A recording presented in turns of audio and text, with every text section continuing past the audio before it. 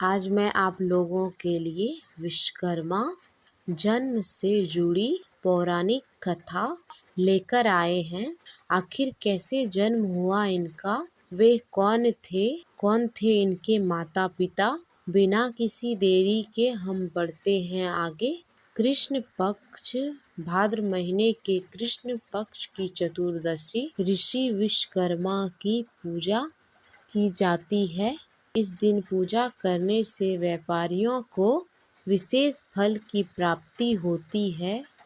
मान्यता है कि इस दिन भगवान विश्वकर्मा का जन्म हुआ था। यह दुनिया का पहला वास्तुकार और इंजीनियर भी कहा जाता है। यही कारण है कि फैक्ट्रियों और कंपनियों में भगवान विश्वकर्मा पूजा की जाती है। हिंदू मान्यताओं के अनुसार प्राचीन काल में देवताओं के महल और अस्त्र शस्त्र विश्वकर्मा भगवान ने ही बनाए थे, लेकिन बहुत कम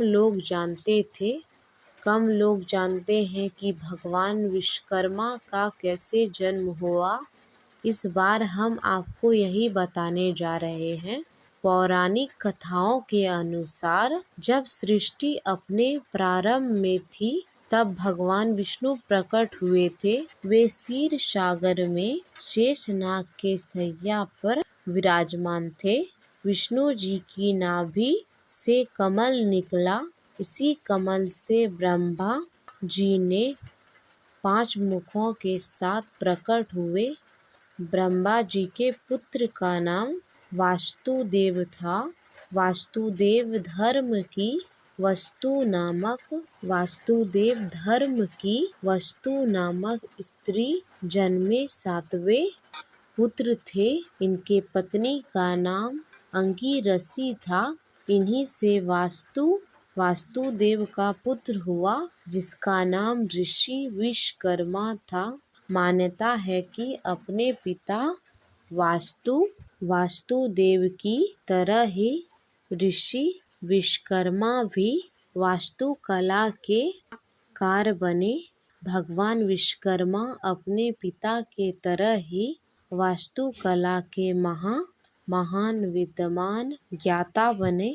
कहा जाता है कि भगवान विश्वकर्मा ने ही विष्णु जी का सुदर्शन चक्र, शिव जी का त्रिशूल, भगवान कृष्ण की द्वारिका नगरी, पांडवों की इंद्र नगरी, इंद्र का वज्र और सोने की लंका का निर्माण किया था। द्वारिका में सोने के महल शिवजी के लिए किया गया था। माना जाता है कि रावण शिवजी का पूजन करने आए थे और दक्षिणा में उन्होंने यह महल मांग लिया।